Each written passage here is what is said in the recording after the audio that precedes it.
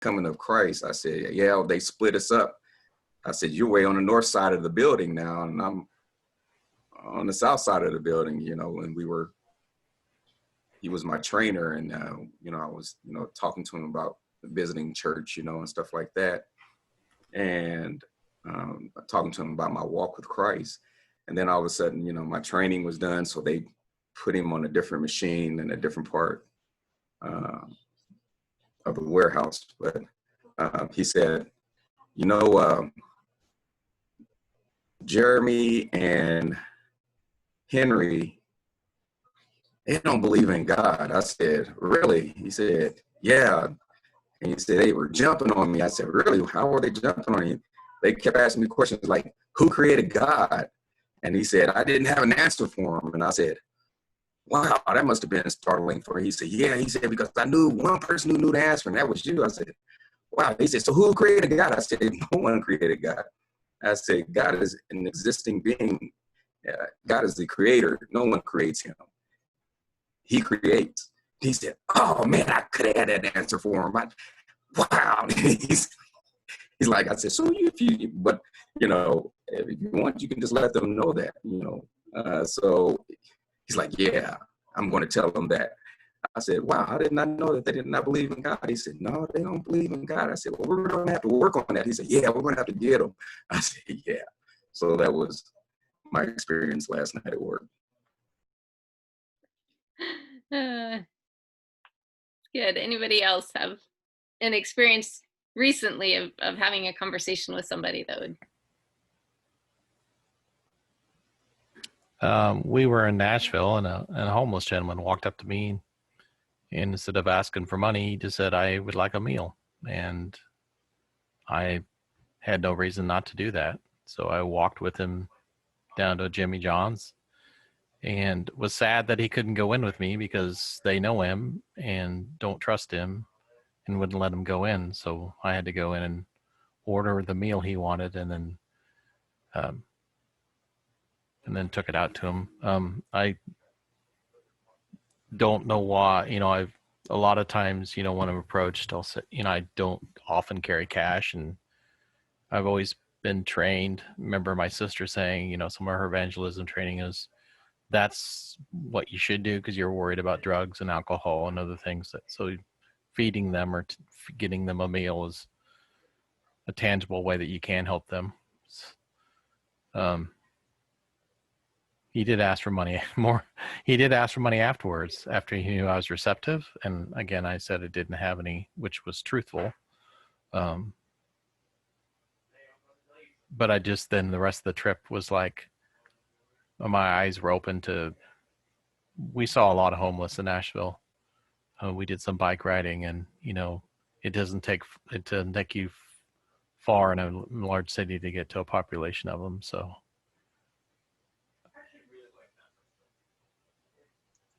I have a young man that lives just north of us, and he's a drug addict that's been in and out of rehab. And he came to the door, and his face was all smashed up, and he asked us to take him to the hospital. He had been at Eskenazi, and he said they didn't stitch. He had glass still in his head, he said. They didn't stitch me up or get all the glass out. So we told him we'd take him to the hospital, and I've got his mother's number because I talked to her when they first started moving in, and I grabbed that number not knowing where it would lead me, but I always get numbers when I can. So I got to talk to him a little bit about how life's tough, but it's always easier with God. So I witnessed to him in a slight way. While I'm sure we took him to get a drug hookup, because he said he had to go to this friend's house to get his medical card. And he was in there so long, Dave had to go in after him, and he kind of hid something, and he was just sitting on their steps because they were in a second floor apartment. So I think we actually took him to get a hookup, and then we dropped him off at the emergency room like his mom said to do, just drop him off. She apologized that he had bothered me, that he was back into it very heavily. His brother died from an overdose when he was like 22. And this kid's about 21, 22 by now. He moved in when he was just graduated high school. She bought him that house just to get him out of her house because he was bringing home bad characters that were stealing from her. So anyways, I was cleaning out the basement and I found a Bible that I don't know how I got it, but it's for addiction. I don't even know why. It must have been a sale when Brian was open, because I did used to buy a lot of Bibles when they had clearance sales. It's brand new. It has no name in it. I don't have any recollection of buying that or having that, but I have been trying to work up the nerve of how to take that to him. Isn't that silly? So I need this class, because I'm working up the nerve to get over there, take him this Bible and say, you know, read this when you're feeling down and out and it'll help you. Just something simple like that. And I feel so nervous about it, because I felt like I already witnessed to him, told him about the Tuesday night classes that I would take him to now that he has no car in at the church. But they really are for alcoholics, not drug addicts. They don't even want you to talk about drugs there. So I'm not sure that would be the best place for him. But if he was in agreement to do that, I'd get him in there for one visit and then try to find an NA place. But he's never contacted me to go. And it's been 2 to 3 weeks ago. So I got a little hope he's going to do it. But he went to rehab for a couple of weeks. So it's probably been 3. So anyways, yeah, I'm trying to work up the nerve to go knock on his door with this Bible. You know, You need help with that. I can go with you. there we go. Yeah. Kevin Because I would love one of that. those, yeah, that would be great, because one of the things that AA did afford me, being cross addicted, you know, having more than one addiction, it did just provide that platform where, you know, you're around other people that may not have the same kind of codependency as yourself, but it allows you that forum to open up and share whatever your addiction is, which was, you know, a tremendous help for me, just to be able to just sit around other people that had the addiction and just weren't plagiarizing the addiction and, you know, being superficial about it, but were actually there and have gone through and are going through that difficult time. So most definitely, yeah, I can go with you, me and my wife. And I would love that. It'd be nice. We might look like we're ganging up on him, but Dave might even go with us. We can all 4 walk over there, but he might get a little afraid of that. But anyways, maybe that's why, because I'm not a shy person at all, as anybody knows that's on this call that knows me. And why I just not been able to work up the nerve to give him that Bible is beyond explanation. So I thought, oh, yep, I'm going to need this class, because maybe that's my problem, is I'm not feeling comfortable with the lead in. But I definitely felt comfortable sharing with him about God in the car ride to the apartment and then to the hospital. But anyways, yeah, Kevin, that's a wonderful offer. Thank you. And I will save that Bible till you and Shanna can get here. Okay. You know, I think one of the things that we don't talk a lot about, at least within our tradition, is just the role of the adversary, the devil, and, you know, why is it so hard to get up your, you know, gumption to walk across the street and give him a Bible? You know, the devil is full time in that right now, you know, saying, oh, you can't do it. What are they going to say? He's probably not even going to open the door. When he sees it, he's going to slam it. You know, like there's just this constant barrage, because the devil is going to be working against us as we step into these things, for sure. So one of the things that I want to start with, and I love that the book that I asked you to get, and if it's still on the way, that's fine, is that they do a really good job of kind of allowing and encouraging us to take a brief snapshot of where we're at and do some self-assessments. And so we're going to start with that. Hopefully you had a chance to do the online self-assessment, which is much more involved than this is. But if you have something to write with, and can write down, I'm going to put up this self-assessment on the screen so you can see it. Hopefully you can see it. Can you see it? With glasses. Kevin's putting on his glasses. I can see it. There are there are 9, and they go along with each of the 9 arts that we're going to be talking about. Really, the idea is just to quickly read it and note down, kind of do that first, your first take on each one from 1 to 5. 1 is, I'm not really satisfied at all with how I do this. And 5 is, I'm totally satisfied. And just take a minute and read it and write down a number.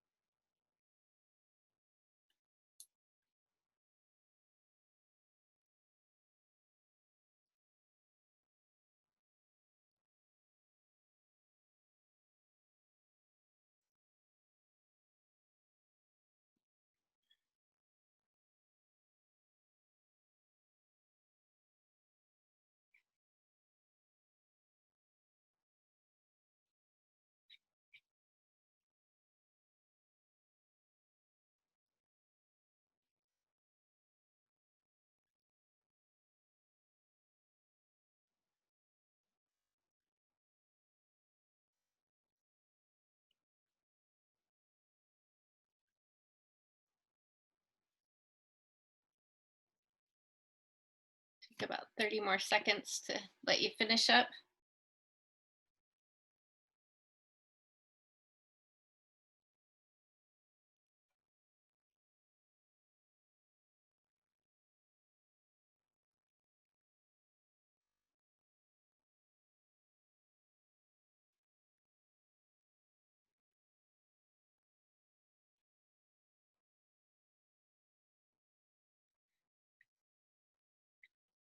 So each of these 9 areas that you just rated yourself on are the 9 arts. So we will be focusing in on each of these over the course of the next 8 weeks. Is there an area that really stood out for you that you say, man, this is something I really would like to improve on? Or alternatively, is there something that you read and you thought, yeah, this is, I do this actually pretty well. Maybe I didn't realize it, but as I read that, I think it's something I do pretty well. Well, I'll just say just the very first one, noticing those around me and paying close attention to what God might be doing in their lives. I think I'm better at this than when I was younger. And I have one of my dearest friends who moved away, Susan Strange. Some of you might know her. She was so good at that. And I noticed that in her. And it made me feel like I'm so like wrapped up in myself that I'm not like looking at other people. And so watching her do this with other people, it made me think I need to be doing that too. And so I think I'm better at it, but I think definitely room for improvement.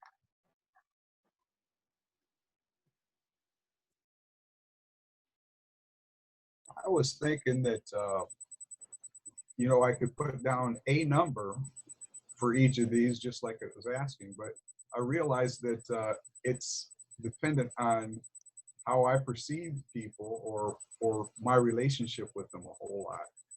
So, I may be more open to some people and less open to others. And so that challenges me to, well, why is that? So I'm just being honest there. I've got some room to grow. I think we're all right there with you, Garth. It's a good point though, because we tend to, even thinking about the noticing one, there are certain people that we tend to notice, and certain people I look just right past and probably will never notice.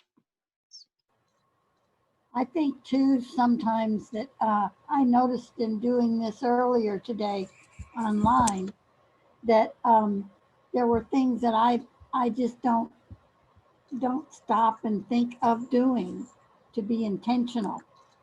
And I think this is something that's been, you know, you need to be more observant. You need to, you know, be in tune with what's going on around you and with the people around you, you know. So that was, so I didn't quite know in some ways where to put my number or what number to put, but it was the idea that it was giving me some food for thought.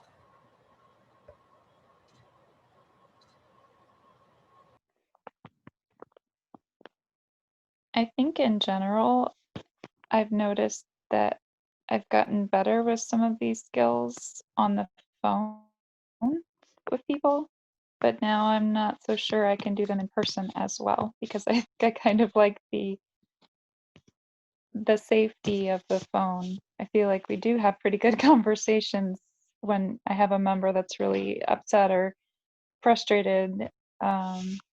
I think I'm a really good listener on the phone, but I don't know if I would be that way just because I feel like I'm out of practice, and I kind of think it goes the same with this experience too.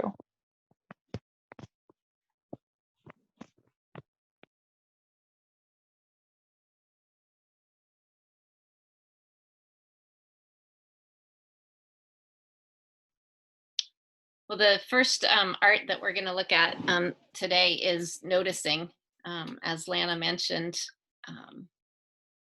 And, you know, Jesus was a noticer. If you read scripture and really zero in on how Jesus is described, it's often described that he noticed or he saw. It often says Jesus saw. And it's that idea that he didn't just, you know, happen to see a bird flying by, but he saw people. He didn't look past them. He didn't miss them. He didn't overlook them. He wasn't, you know, when I go to Walmart, I've got my list and a set amount of time, and I need to get in and out and on to the rest of my day. And I just don't, a bomb could go off, you know, one aisle over, and I probably would miss it because I'm just focused on doing what I need to do. And, you know, Jesus didn't do that.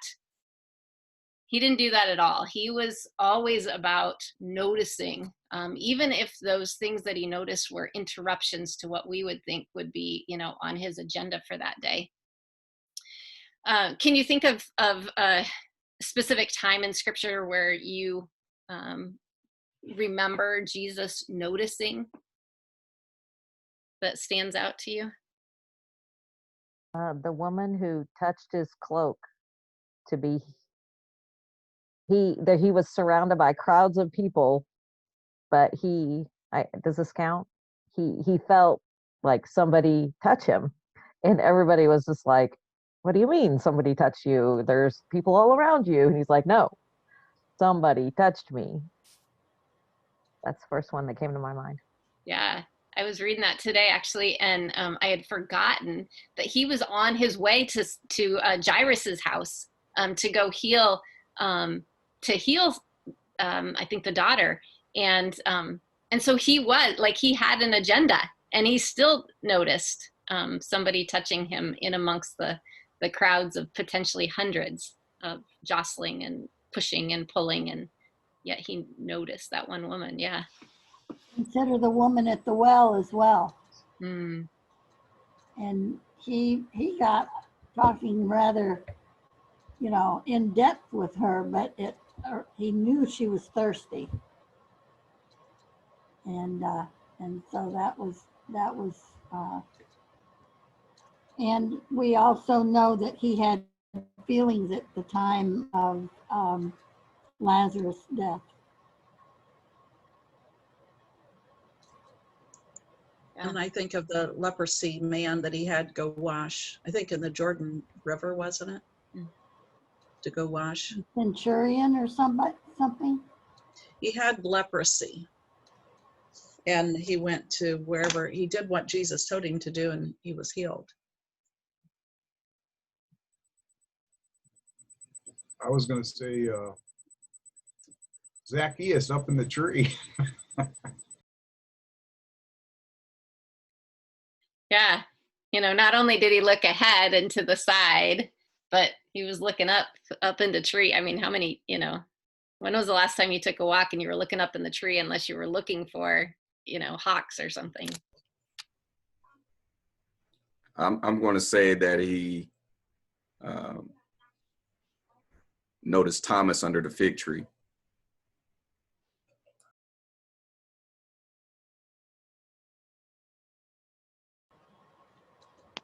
I think he noticed the fishermen before he asked them to be his disciples.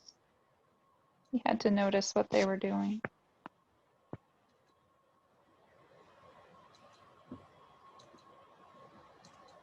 Was he the one that found the little boy with the loaves and the fishes? Or was it the disciples? Yeah, it was the disciples, but Oh, okay. yeah. He did notice the high priest servant that Peter swung the sword at. Very true.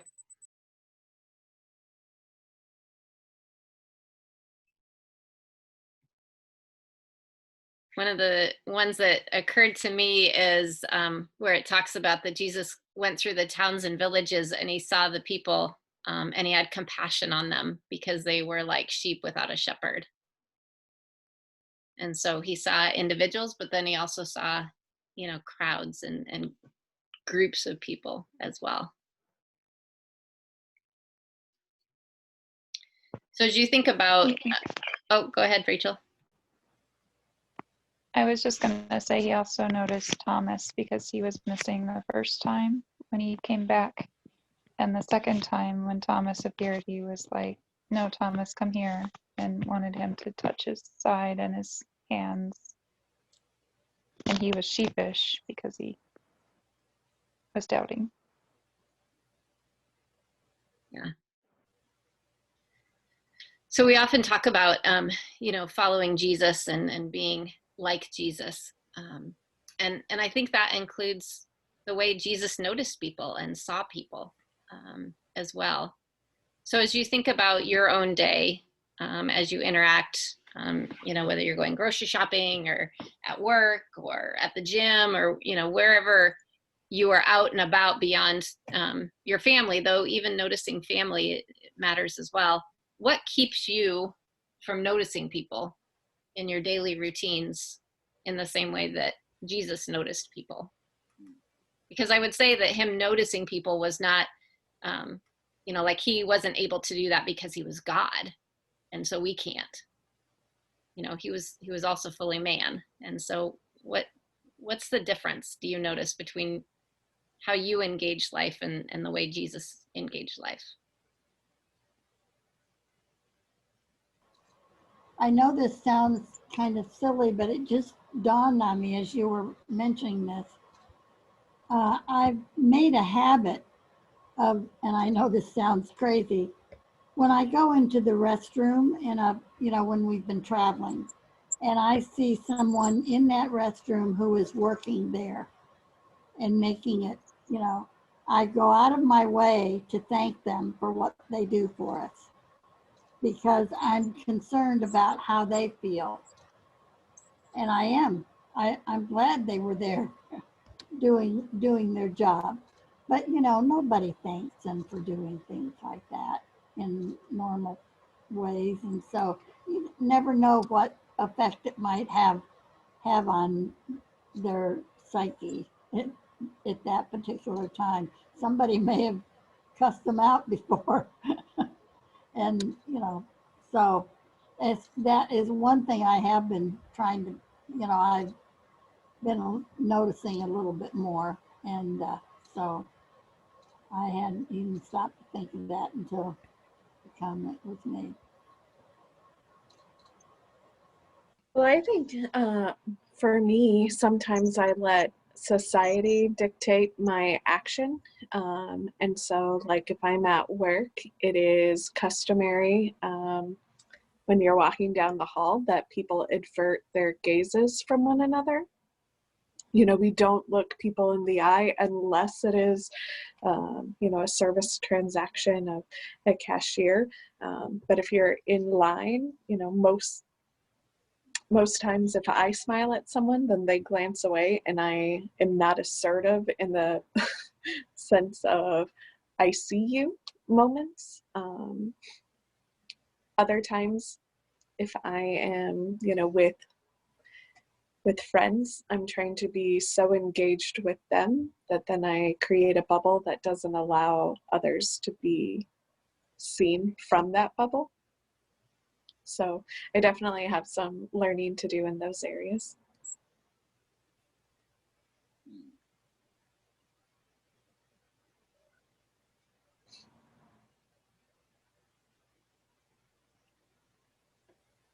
Others, what keeps you from noticing people in your daily routines? Or like Beth, how have you intentionally been noticing people? Well, I would say, and I think I alluded to this earlier, sometimes I'm just focused on myself, maybe something's going on, and, I'm focused on a problem or something. And so I think that for me, um, is, sometimes a struggle.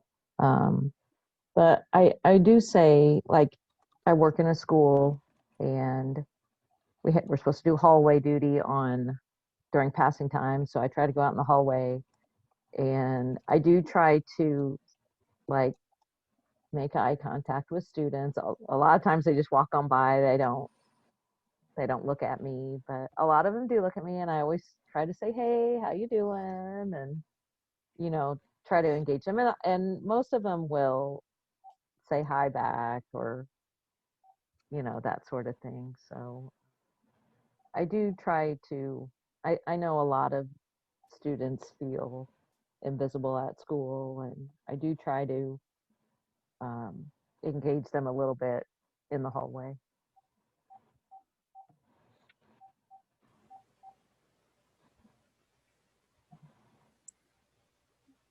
Sometimes it's the inconvenience of what it's going to change in your day if you do intentionally notice, to be honest.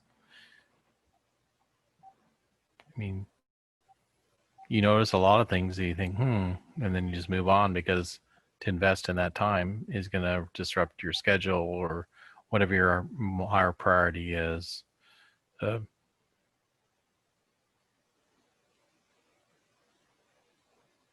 least I feel sometimes it's easier to ignore.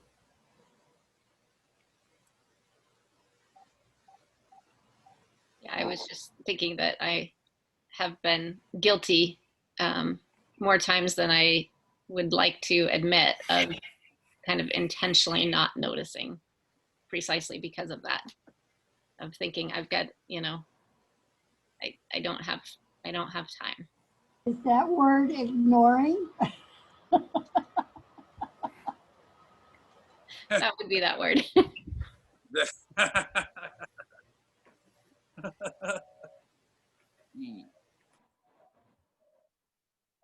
So one of the I was trying to make corrections. I was trying to make corrections. I find myself trying to always try to help someone. I've noticed that I want to always, like I said, try to correct someone. And if I don't know the solution, I know someone who do. I can lead them that way. Awesome. Well, one of the things that the spiritual art of noticing that they talk about is they talk about 3 different ways to practice noticing.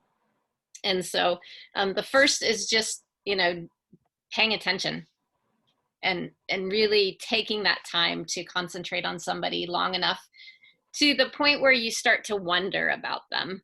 Have you ever done that when you've looked at somebody and you think, what's their story? How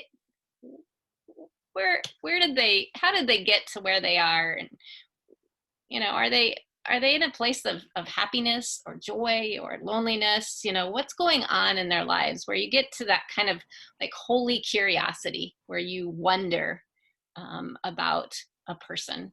Not in a creepy way, but you know, just in this like looking at people with the love and the compassion that Jesus has, and being able to try and see them through his eyes, and his ways. So that's the first one, of just paying attention. And it does. It has to be, like as Beth said, that intentional. You know, when I go into a bathroom, I'm going to pay attention to that person who's there cleaning, or that person that I tend to overlook, or just stopping myself when I go to ignore. And the second one is what they call secret prayer. And the idea of, after you've noticed somebody and you've begun to wonder about them, of just praying, again, not in a creepy way, but just praying for them and about them to God, of things that you notice. Maybe you notice that, you know, that their shoes are really worn, or that they just look like they've just had a really rough day, or somebody's crying, or somebody is super excited about something, or feel, you know, you can feel that sense of being, that they're forlorn, you know, and offering a prayer just right where you're at. This doesn't even involve going over and saying, hey, I know this might sound strange, but can I pray for you? You know, maybe that's you're prompted to do that, but this isn't even that. This is standing where you're at, sitting in your car, looking across the other checkout aisle, and just praying for that person after you've noticed them. And then, if the opportunity arises, is just offering that genuine listening, of that time of really truly leaning in, asking somebody how they are. You know, we ask that question a lot, how are you? And what's our response? Good. How are you? Right? I mean, it's this meaningless exchange that really gets nowhere. One of the questions that I love, and it always stops me in my tracks when somebody asks me, is how are you really? Because it breaks down that, how are you? Good. How are you doing? Good. But how are you really? And then having that open receptiveness to truly listen, and just receive, and give them the gift of being able to share openly. The book talks about evangelizing with your ears. I love that idea. And you think about one of your really hard times, of your really hard days, maybe, and you just feel unheard. And imagine the gift that it would be if somebody just truly listened, gave you the gift of listening to you, and being able to allow you to share. And so those are 3 ways of practicing the art of noticing, paying attention, secret prayer, and then genuine listening.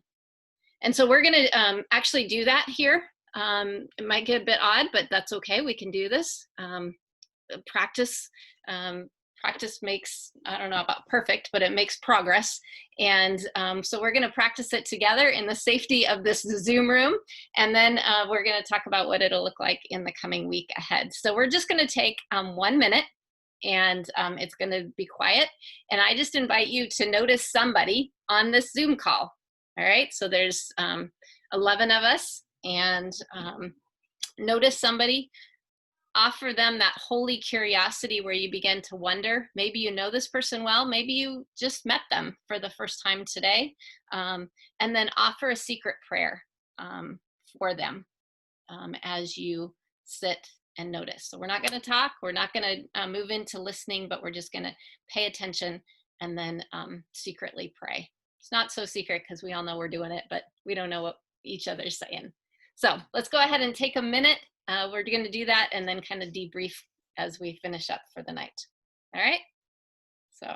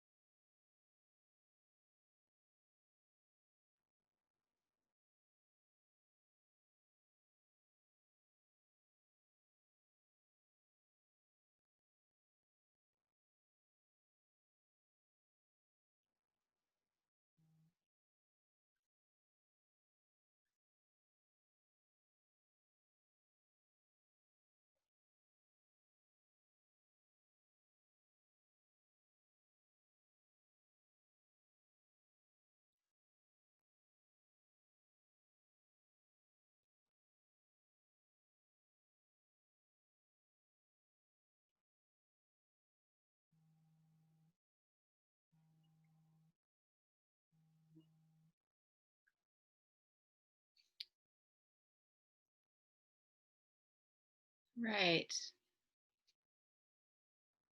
And draw your noticing and your prayer to a close.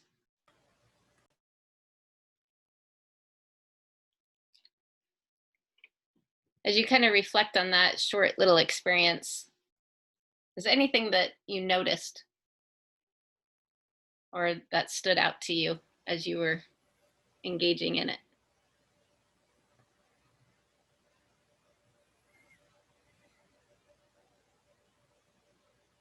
It was hard to pick. So I think it's, for me, it's easy to be distracted. Beth has lovely blonde and lace curtains behind her. Elaine has this beautiful love pray behind her, so I'm interested in knowing about that. Garth, it's just Garth. I mean, he's smiling. Garth has been through an amazing amount, so it's just too easy to feel like sometimes, that part of my problem is just always thinking and doing, and so I think learning to focus and noticing through this process will be very interesting. I think too that I thought of several of you that are there that I knew different things that would pertain to you, and I was concerned about that, or that type of thing, and thought of some of those things that I wondered about, according to my friends. Most of you are my friends in this group, but just things that would cause me to be concerned for you. I noticed that as I prayed, and I prayed for everybody, I'm sorry, but as I prayed, I had a sense of, God's got this. A very sense of peace and calm, that the Lord is at work in our lives. And just the fact that we're here together shows that we're interested in that. And so I was very comforted by that. I noticed that they don't know who I prayed for. It's something that you can do for someone and they don't really know. Mm-hmm. Well, because I don't really know anyone, a little bit, Kristen and I have had some conversations. Part of my prayer was actually focused on me to not have any judgment of what little that I did know to pray about, to take the true essence of what my prayer should be versus, the collaboration of, maybe 10 minutes of what this person has said. So that was shocking, because that truly had to have been God, because I wasn't prepared to pray for that.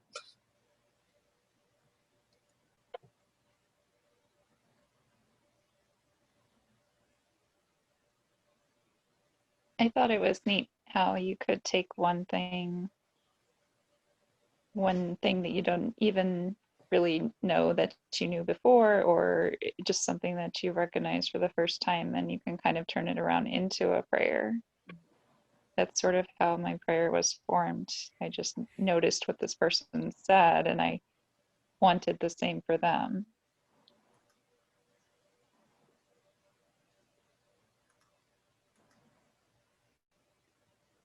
So your homework or practice on your own this week will be to do what we just did, but not in a Zoom room, somewhere else. Well, I don't know, if you land in a Zoom room, I guess that works as well, but pay attention to 3 different people this week. Spend a few minutes wondering about them. Just pay attention to somebody that you might not have noticed before.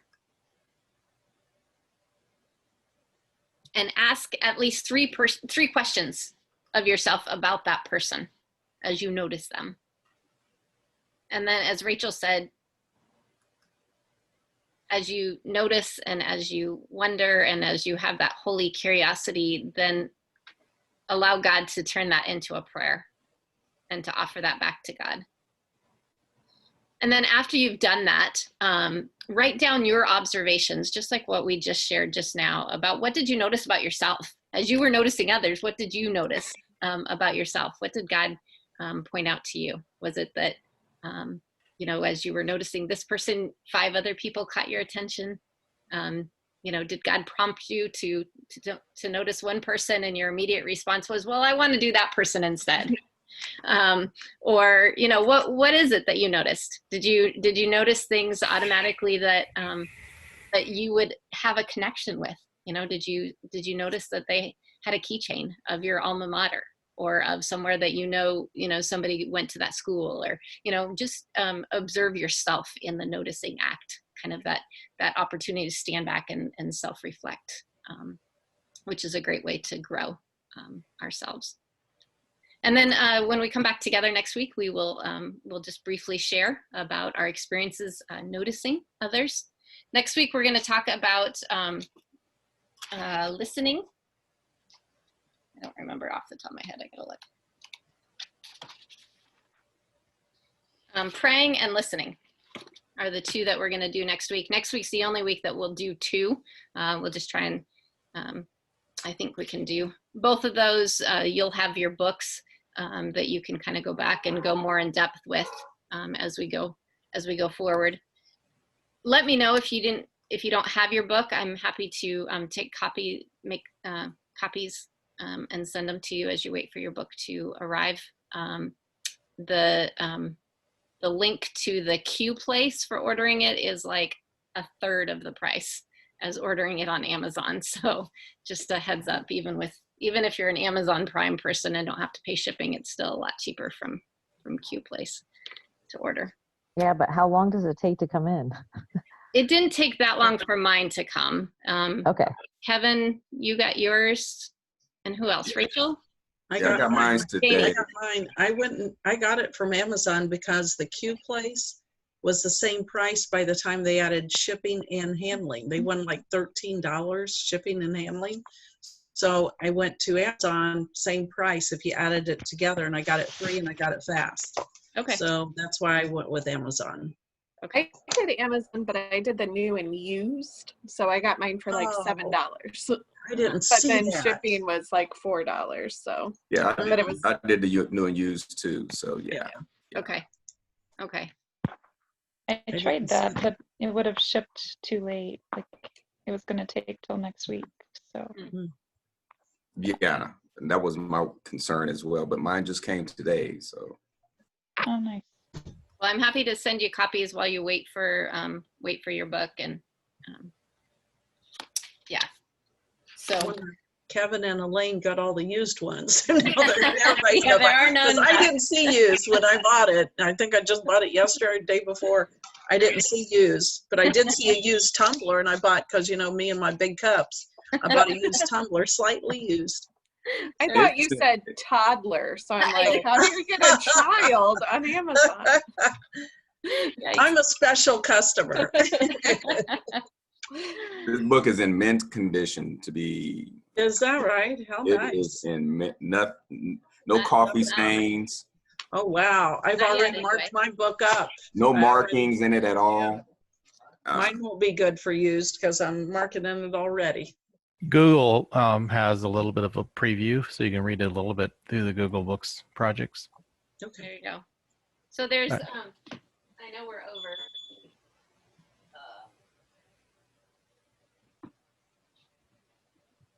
So it's a little confusing. There's the book itself called The 9 Arts of Spiritual Conversations, and it's, several hundred pages.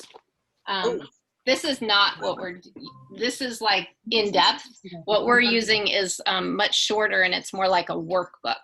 Yeah, it's what Jamie is holding up. It's maybe 75 to 90 pages. So it's called Practicing the 9 Arts of Conversation. If you really want to go in depth, then you could get or you could borrow mine, the book that goes in deep. So, but it's a little confusing because the covers are the same, and the titles are very similar. So. All right, well, let me close us out in prayer. And if you, I'll stick around if you have any questions or anything, and then we will be on our way. So God, thank you for this time together. I thank you for each and every person that's on this call.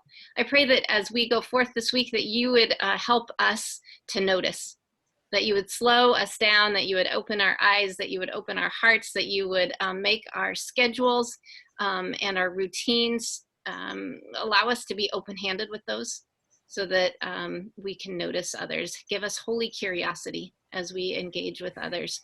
And then God, help us to sense what it is that you're causing us to notice, and to turn that into prayer for the person. And so God, I pray that you would just remind us again and again as we go forth, as we go shopping, as we go to work, as we go to the gym, as we sit next to somebody at a stoplight, that you would just more and more awaken us to the art of noticing, so that we can see your creation through your eyes. We love you. I thank you for each and every one of us. Bring us back together next week. Thanks for the opportunity to come together and to learn and to grow. We love you. Amen. In Jesus' name, amen. Amen. All right, bye, folks. All Good right, bye, class. guys. Thank you all. We'll see you next week, if not before. Bye. Thanks, Bye. Kristen. Bye, everybody. Bye. I did notice something, and I just wanted to ask Scott if he has hair. All of us men had a limited amount of hair on our heads.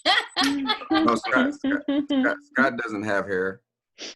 That's true. Scott doesn't have any hair. Scott doesn't have hair, and I That's noticed 4 of us then. Yeah, Kristen, no more men can join if they have hair. that's right. This will be the new registration question. If you're a man, how much hair do you have? Oops, sorry, you're not allowed in. Even though God numbers them, but That's no. right. It's just easier with some people.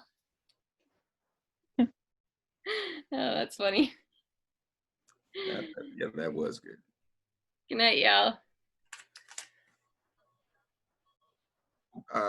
Pastor Kristen, Yes, sir. when did you want to get together about that office? Yeah, do you have your new schedule figured out for like switching to 12-hour shifts? They haven't gotten back with me on that. It's still in the deliberation stage, because Okay. it was pending whether or not someone was going to remain with us, or were they going to let that person go. And Okay. if that person was going to be let go, then that slot would come open. Oh, okay. I see. Okay. So right now you're working third shift, right? 8 hours. Yeah. Yeah. And so would it still be third shift, but 12 hours? Like third shift No, time? it would. Well, it would be. Yeah. It would be 7 p.m. to 7 a.m. Okay. 3 on, 4 off. Okay. Okay. Yeah, So- let's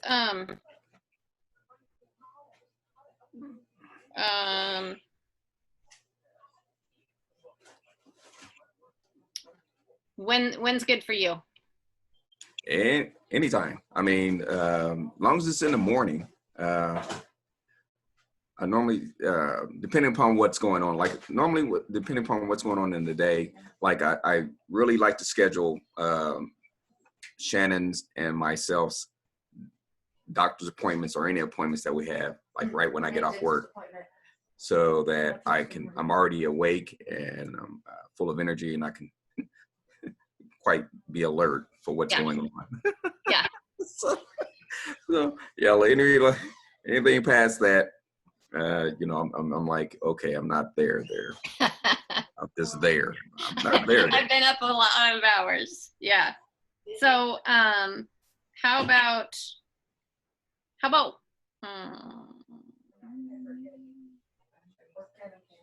Wednesday morning? Okay. And do you want to meet at the church? Yes. Okay. I mean, yeah, that'd be great, unless you wanted to meet somewhere if you're hungry. Or where there's coffee. Hint, but I'm always good for coffee. okay, great. There's not many places in West Indy. That's the big problem. Yeah, that is true.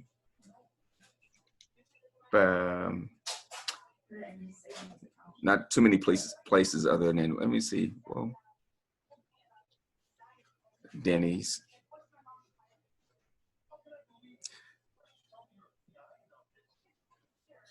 How about Man's Grill? Yeah. Does that work? Yeah, that works. That works. I mean, it's close and It is? close Oh, proximity. close. I thought you said it's closing. I was like, No, it no, no, is? no, no. No, it's close, Prescott. Yeah, that's right down the street. Yeah. Like 8:30? Later, earlier? Let me see. Wednesday at 8:30 sounds good because Okay. I get off at 8. Oh, okay. Okay. I'm just gonna I'll just check and make sure that Shannon doesn't have an appointment that Okay. day. If she But I think does, her just, earliest appointment is November the 6th. But I'll okay. recheck. Okay. Yeah. Just text me and we can reschedule if not. So otherwise we'll see Wednesday at 8:30 at Man's. Okie dokie. Awesome. All right. All right. We'll see ya. All right. Good night. Night.